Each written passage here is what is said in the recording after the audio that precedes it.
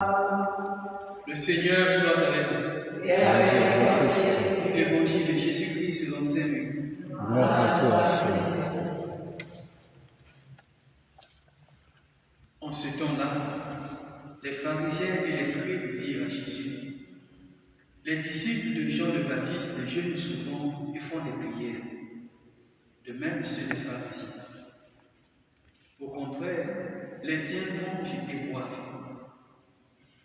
Jésus leur dit: pouvez-vous faire jeûner les invités de la noce pendant que l'époux est avec eux? Mais des jours viendront où l'époux leur sera enlevé. Alors, ces jours-là, ils jeûneront. Il leur dit aussi en parabole: personne ne déchire un morceau à un vêtement neuf pour le coudre sur un vieux vêtement. Autrement, on aura déchiré le neuf, et le morceau qui vient du neuf ne s'accordera pas avec le vieux. Et personne ne met du vin nouveau dans de vieilles outres. Autrement, le vin nouveau fera éclater les outres, il se répandra et les outres seront perdues. Mais on va mettre le vin nouveau dans les outres neuves. Jamais celui qui a bu du vin vieux ne désire du nouveau, car il dit: c'est le vieux qui est bon.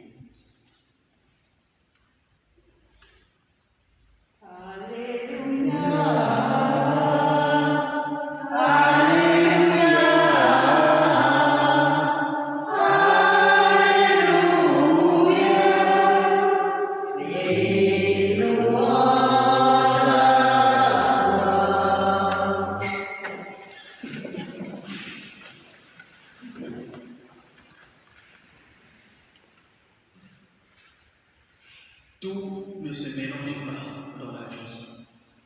Il y a des réalités qui vont ensemble. Il y en a aussi qui ne s'accordent pas. C'est le message central de la parabole de cet évangile. Tout ne se mélange pas. Il y a des réalités qui vont ensemble. Il y en a qui ne s'accordent pas. Et c'est le sens de ces paroles que Jésus vient de nous dire. Personne ne déchire un morceau, un vêtement neuf pour le coudre sur un vieux vêtement. On ne met pas le vin nouveau dans de vieilles outres. Sinon, on va perdre et le vin et les outres. Eh bien, la nouveauté de la vie que le Christ nous a apportée ne peut s'accorder avec une vie de pécheur. Elle ne peut s'accorder avec certaines habitudes du passé. La nouveauté de la vie que le Christ nous a apportée ne peut aller qu'avec de nouvelles dispositions intérieures que nous adoptons. Si on veut associer à cette nouvelle vie du Christ d'autres habitudes anciennes qui ne correspondent pas à son évangile, que va-t-il se passer? Eh bien, nous allons perdre la grâce qu'il nous accorde au quotidien. On a mis du vin nouveau dans de vieilles outres, le vin fait éclater les vieilles outres. Si je veux grandir dans ma spiritualité, dans ma vie d'enfant de Dieu, eh bien, je dois faire la part des choses. Le passé, comme pécheur, est passé. Maintenant que le Christ est là, tout doit être nouveau en moi. Amen. Et l'apôtre Paul le précise dans l'une de ses lettres: si quelqu'un est dans le Christ, il est une créature nouvelle. Le monde ancien qui était en lui s'en est allé.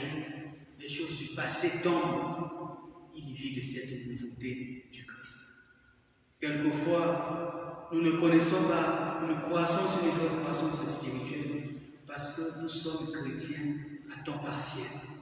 Nous menons une vie chrétienne à moitié, tantôt chrétienne, tantôt païen, fonctionnant à double face. Et cela ne permet pas à la grâce, à la nouveauté de la vie du Christ de se déployer entièrement en nous. Le deuxième message de l'Évangile concerne le jeûne. Ce message peut nous surprendre parce que nous ne sommes pas encore au temps du carême et on entend déjà parler du jeûne.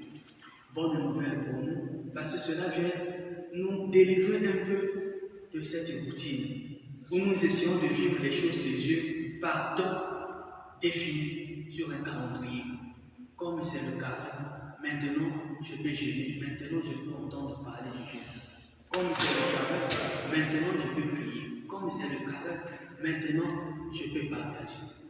Grande surprise pour nous, cet évangile n'a pas attendu le carême. Une manière de nous dire que ces disciplines spirituelles doivent accompagner nos vies au quotidien. C'est tout le temps qu'on peut gérer. Parce que nous attendre le carême, sinon on est enfermé dans la ritualité et ça perd même de sa valeur spirituelle. Tout le temps on va gérer, tout le temps on va prier et c'est tout le temps qu'on va aussi partager ce qu'on a avec nos frères et sœurs qui sont dans la maison. Alors ici, nous avons une autre version sur la question du jeûne. On fait remarquer à Jésus que les disciples, les scribes et les pharisiens ont cette habitude de jeûner et de faire des prières. Donc c'est bien chronométré, réglé comme sur un agenda liturgique.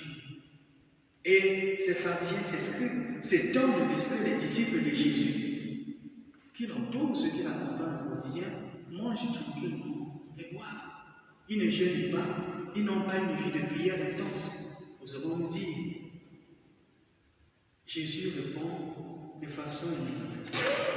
Pouvez-vous faire jeûner les invités de la noce pendant que l'époux est avec eux? Mais les jours viendront où l'époux leur sera enlevé, alors en ces jours-là, ils jeûneront. Ici, le Seigneur ne relativise pas le jeûne. Il ne dit pas non, c'est une bonne chose, ne pas jeûner, ce n'est pas un souci. Non, ce n'est pas ce qu'il veut dire. Mais il veut leur faire comprendre, à ces pharisiens scribes que sa présence au milieu de ses disciples est présence du royaume. C'est donc un événement de fête. C'est donc une occasion de fêter, de se réjouir. Mais le moment viendra où l'époux sera enlevé. L'époux, c'est lui, le Christ. L'époux de l'Église, c'est lui le Christ. Mais le moment viendra où il ne sera plus là. Et là, il parle déjà de son ascension, de son retour vers le Père. À ce moment-là, ils pourront jeûner. Eh bien, nous sommes les disciples de ce temps où le Christ a été enlevé. C'est après l'ascension, après la Pentecôte, que nous sommes devenus disciples du Christ, chrétiens. Nous n'étions pas là avec lui les premiers jours. Nous n'avons pas eu un contact physique avec lui. Nous ne l'avons pas connu dans l'histoire. Mais nous avons accueilli son message à travers ses témoins dans tous les siècles. Et donc, nous sommes de ceux-là qui n'ont pas eu un contact physique avec l'époux et donc qui sont appelés à jeûner. L'église de notre temps est appelée à jeûner. L'époux a été enlevé.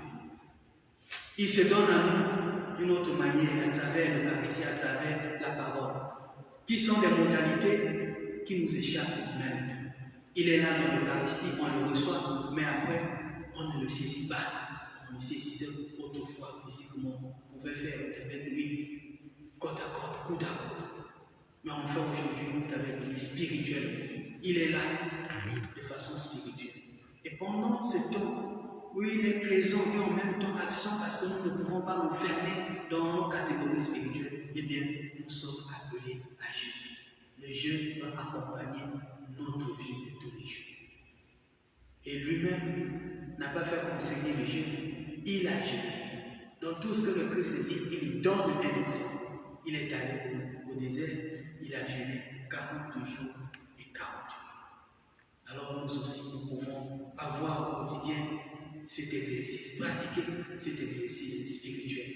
Et dans un autre évangile, il nous dira, ce genre d'esprit ne peut partir avec la prière et le jeûne. Donc le jeûne, c'est quelque chose qui vient soutenir notre prière, qui vient donner force à notre prière.